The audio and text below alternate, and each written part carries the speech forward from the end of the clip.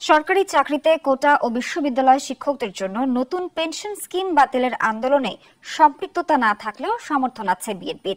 এই অবস্থানের কথা জানিয়েছেন দলটির মহাসচিব মির্জা ফখরুল ইসলাম আলমগীর। অবিলম্বে তাদের যৌক্তিক দাবি মেনে নিতে সরকারের প্রতি আহ্বান জানান তিনি। বলেন, এভাবে কোটা পদ্ধতি চলতে থাকলে মেধাশূন্য হয়ে পড়বে দেশ।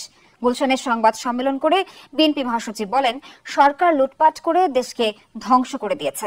এখন পেনশন স্কিমের মতো আরো কিছু প্রকল্প করে জনগণের পকেট শূন্য করতে চায় সরকার।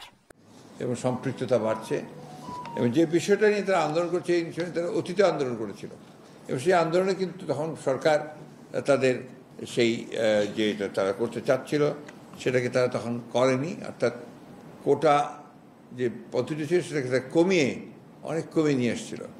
কিন্তু এখন আবার সেটাতে আমরা দেখতে পাচ্ছি যে হাইকোর্ট থেকে একটা রায় দিয়েছে, যে রায়ে তাদেরকে আপনার আগের সে অর্থাৎ 56% কোটা বিভিন্ন বিষয়ে মুক্তিযোদ্ধা, এরপরে আপনার প্রতিবন্ধী, আরও কয়েকটা ইয়ে আছে আপনার উপজাতি জাতি, এগুলো বিষয়ে তাদেরকে 56% কোটা দিয়ে তারা ওইভাবেই আপনার নির্বাচিত হবেন সরকারি চাকরি বা অন্যান্য চাকরির ক্ষেত্রে।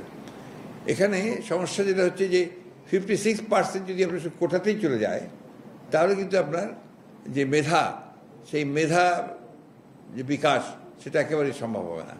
এবং আমরা সেক্ষেত্রে দেখতে পাই যে আপনার যে সমস্ত ছাত্রদের আপনার ইউনিভার্সিটিতে ঢোকা বা ভালো কলেজে ঢোকা, অ্যাট দি সেম টাইম সরকারি চাকরি পাওয়া, বিসিএস বলেন বা যে কোনো ক্ষেত্রে বলেন, সেই ক্ষেত্রে আপনার একটা মেধা শূন্যতা দেখা দিয়েছে। এখন প্রকৃতপক্ষে সেই শূন্যতাই চলছে। মেধাভিত্তিক রাষ্ট্র ব্যবস্থা প্রতিষ্ঠার কোনো বিকল্প নেই। তাই সাধারণ ছাত্র সমাজের কোটা সংস্কার আন্দোলনের ন্যায্য ও যৌক্তিক দাবি সমূহের সঙ্গে আমরা একমত।